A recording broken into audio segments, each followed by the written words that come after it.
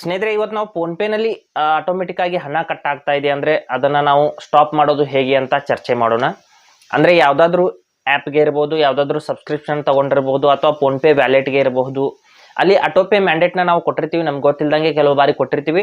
ಆ ಒಂದು ಮ್ಯಾಂಡೇಟ್ ಮೂಲಕ ಅಲ್ಲಿ ಪ್ರತಿ ತಿಂಗಳು ಇರ್ಬೋದು ಅಥವಾ 3 ತಿಂಗಳಿಗೊಮ್ಮೆ ಈ ರೀತಿ ಏನು ಅವರ ಸಬ್ಸ್ಕ್ರಿಪ್ಷನ್ ಇರುತ್ತೆ ಆ ಒಂದು ಪ್ರಕಾರವಾಗಿ ಅಲ್ಲಿ ಹಣ ಅನ್ನೋದು ಆಟೋಮೆಟಿಕ್ ಆಗಿ ಕಟ್ ಆಗೋದಕ್ಕೆ ಸ್ಟಾರ್ಟ್ ಆಗುತ್ತೆ. ಆ ಒಂದು ಕಟ್ ಆಗ್ತಿರುವಂಥ ಹಣವನ್ನು ಯಾವ ರೀತಿ ನಾವು ನಿಲ್ಲಿಸೋದು, ಕಟ್ ಆಗೋದನ್ನು ಯಾವ ರೀತಿ ನಿಲ್ಲಿಸೋದು ಅಂತ ಚರ್ಚೆ ಮಾಡೋಣ. ಇಲ್ಲಿ ನೀವು ಜಿಯೋ ಹಾಟ್ಸ್ಟಾರ್ ಇರ್ಬೋದು, ನೆಟ್ಫ್ಲಿಕ್ಸ್ ಇರ್ಬೋದು, ಅಥವಾ ಇನ್ಯಾವುದೇ ಆ್ಯಪ್ನಲ್ಲಿ ನೀವು ಸಬ್ಸ್ಕ್ರಿಪ್ಷನ್ ತಗೊಂಡಿದ್ರೆ ಹಣ ಅನ್ನೋದು ಬ್ಯಾಂಕ್ನಿಂದ ಕಟ್ ಆಗೋದಕ್ಕೆ ಸ್ಟಾರ್ಟ್ ಆಗುತ್ತೆ. ಅಂದರೆ ಆಟೋಮೆಟಿಕ್ ಮ್ಯಾಂಡೇಟ್ನ ಅದು ತಗೊಂಡಿರುತ್ತೆ, ಅದರ ಮೂಲಕ ಕಟ್ ಆಗುತ್ತೆ.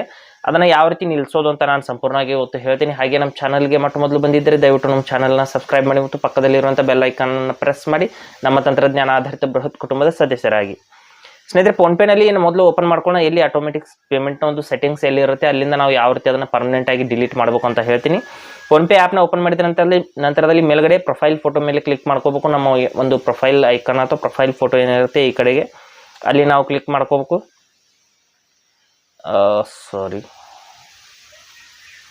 ಮೇಲ್ಗಡೆ ಪ್ರೊಫೈಲ್ ಫೋಟೋ ಇದೆ ನೋಡಿ ಇಲ್ಲಿ, ಅಥವಾ ಪ್ರೊಫೈಲ್ ಐಕನ್ ಇರುತ್ತೆ. ನಾವು ಫೋಟೋ ಸೆಟ್ ಮಾಡಿಲ್ಲ ಅಂದರೆ ಆ ಒಂದು ಐಕನ್ ಮೇಲೆ ಕ್ಲಿಕ್ ಮಾಡ್ಕೋಬೇಕು.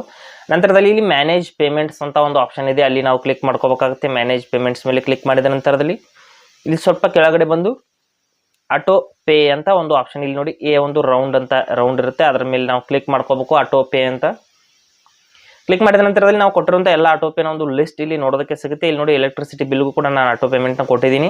ಮೇಲ್ಗಡೆ ಫೋನ್ಪೇ ವ್ಯಾಲೆಟ್ಗೆ ಅಂತ ಇದೆ ಸ್ನೇಹಿತರೆ. ನೀವು ಯಾವ ಒಂದು ಆ್ಯಪ್ಗೆ ಒಂದು ಆಟೋ ಪೇನ ಕೊಟ್ಟಿರ್ತೀರ ಆ ಒಂದು ಆ್ಯಪ್ನ ಹೆಸರು ಇಲ್ಲಿ ತೋರಿಸ್ತಾ ಇರುತ್ತೆ, ಅದ್ರ ಮೇಲೆ ನಾವು ಕ್ಲಿಕ್ ಮಾಡ್ಕೋಬೇಕು.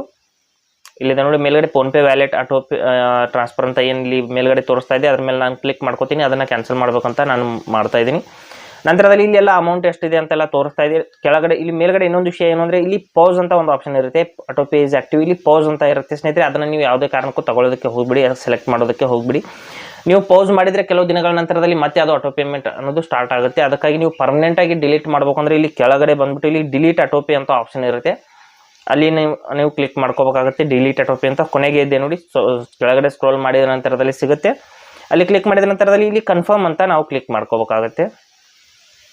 ಮಾಡಿದ ನಂತರದಲ್ಲಿ ಇಲ್ಲಿ 6 ಅಂಕೆಗಳ ಒಂದು UPI ಪಿನ್ ಕೇಳುತ್ತೆ. ಪಿನ್ನನ್ನು ಹಾಕಿಬಿಟ್ಟು ನೀವು ರೈಟ್ ಮಾರ್ಕ್ ಮೇಲೆ ಕ್ಲಿಕ್ ಮಾಡಿದ ನಂತರದಲ್ಲಿ ಇಲ್ಲಿ ನೋಡಿ ಆಟೋ ಪೇ ಕ್ಯಾನ್ಸಲ್ಡ್ ಸಕ್ಸಸ್ಫುಲ್ ಅಂತ ಈ ರೀತಿ ಬರುತ್ತೆ ನೋಡ್ಬೋದು. Auto pay has been cancelled ಅಂತ ಈ ರೀತಿ ರೆಡ್ ಕಲರಲ್ಲಿ ಬಂದರೆ ಮಾತ್ರ ಅದು ಕ್ಯಾನ್ಸಲ್ ಆಗಿರುತ್ತೆ. ಈ ರೀತಿ ಬಂದಿಲ್ಲ ಅಂದರೆ ಇನ್ನೂ ಕೂಡ ಕ್ಯಾನ್ಸಲ್ ಆಗಿಲ್ಲ ಅಂತ ಅರ್ಥ. ಕೆಲವು ಬಾರಿ UPI ಪಿನ್ ಕೇಳುತ್ತೆ, ಕೆಲವು ಬಾರಿ ಕೇಳಲ್ಲ ಸ್ನೇಹಿತರೆ. ಇಲ್ಲಿ ನನಗೆ ಕೇಳಿಲ್ಲ, ಆದರೆ ನಿಮಗೆ 6 ಅಂಕೆಗಳ UPI ಪಿನ್ನನ್ನು ಕೇಳಿದರೆ ನೀವು ಪಿನ್ನನ್ನು ಹಾಕಿಬಿಟ್ಟು ನೀವು ಆಟೋ ಪೇಮೆಂಟ್ನ ಕ್ಯಾನ್ಸಲ್ ಮಾಡ್ಕೊಳ್ಳಿ. ಈ ರೀತಿ ನೀವು ಫೋನ್ಪೇ ಆ್ಯಪ್ನಲ್ಲಿ ಯಾವುದೇ ಆ್ಯಪ್ಗೆ ನೀವು ಆಟೋ ಪೇಮೆಂಟ್ನ ಕೊಟ್ಟಿದ್ರೆ ಅದನ್ನು ಕ್ಯಾನ್ಸಲ್ ಮಾಡ್ಕೋಬಹುದು. ಹಾಗೆ ಸ್ನೇಹಿತರೆ, ಕೊಟ್ಟಿರೋ ಮಾಹಿತಿ ಸಂಪೂರ್ಣ ಮತ್ತು ನಿರೂಪಣೆ ಮಾಡಿದ ಶೈಲಿ ಉತ್ತಮ ಅಂತ ಅನಿಸಿದರೆ ವಿಡಿಯೋನ ಲೈಕ್ ಮಾಡಿ ಮತ್ತು ನಿಮ್ಮ ಸ್ನೇಹಿತರಿಗೂ ಕೂಡ ಶೇರ್ ಮಾಡಿ. ಹಾಗೆ ಅದ್ರ ಬಗ್ಗೆ ಸಮಸ್ಯೆಗಳು, ಡೌಟ್ಗಳಿದ್ದರೆ ಕಮೆಂಟಲ್ಲಿ ಅವಶ್ಯವಾಗಿ ತಿಳಿಸಿ. ಮುಂದಿನ ವಿಡಿಯೋದಲ್ಲಿ ಮತ್ತೊಂದು ಹೊಸ ವಿಷಯದೊಂದಿಗೆ ಇದೇ ಇರ್ತೀನಿ, ಮುಂದೆ ಬರ್ತೀವಿ. ಎಲ್ಲರಿಗೂ ಟೇಕ್ ಕೇರ್.